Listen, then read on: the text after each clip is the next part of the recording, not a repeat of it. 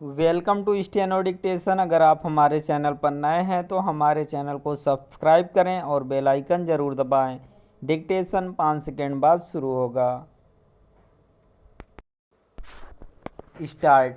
इस पर हैरानी नहीं कि विपक्षी दलों के नए बने गठबंधन INDIA यानी Indian national developmental inclusive alliance की मुंबई बैठक के पहले प्रधानमंत्री पद के कई दावेदार सामने आ गए हैं।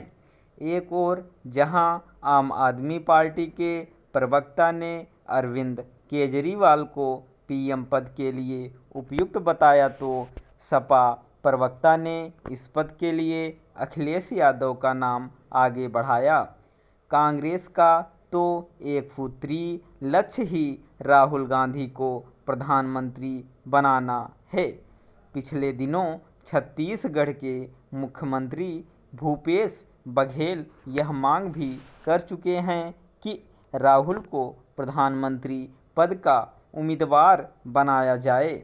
यह भी किसी से छिपा नहीं कि कांग्रेस के कई नेता राहुल को इस रूप में पेश करते हैं कि यदि प्रधानमंत्री मोदी को कोई चुनौती दे सकता है तो वह राहुल गांधी ही हैं।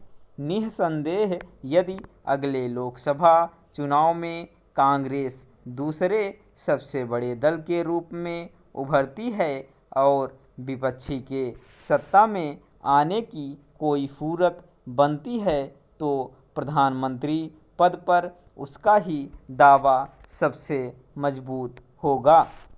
लेकिन समस्या यह है कि INDIA के कई नेता राहुल के नेतृत्व को स्वीकार करने को तैयार नहीं।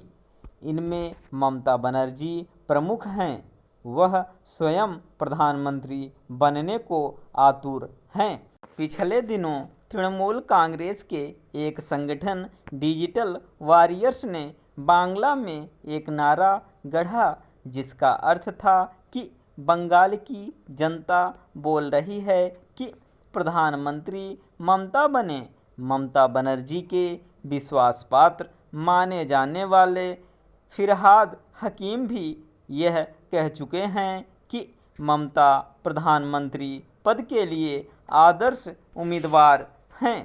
तृणमूल कांग्रेस के प्रवक्ता कुणाल घोष तो यहाँ तक कह चुके हैं कि कितना अच्छा दृश्य होगा जब तांत की साड़ी पहने कोई महिला नेता यानी ममता बनर्जी लाल किले की प्राचीर से राष्ट्रीय ध्वज फहराएं।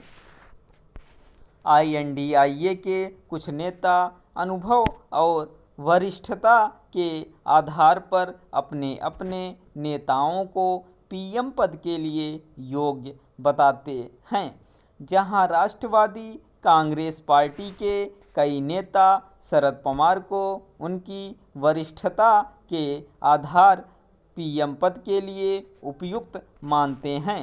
वहीं जनता दल यू के अनेक नेता नीतीश कुमार को PM पद के लिए सर्वमान्य नेता के रूप में पेश करते हैं। राष्ट्रवादी कांग्रेस पार्टी में टूट के बाद शरद पवार का PM पद के लिए दावा कमज़ोर पड़ा है। लेकिन यह किसी से छिपा नहीं कि नीतीश कुमार इस पद के आकांक्षी हैं।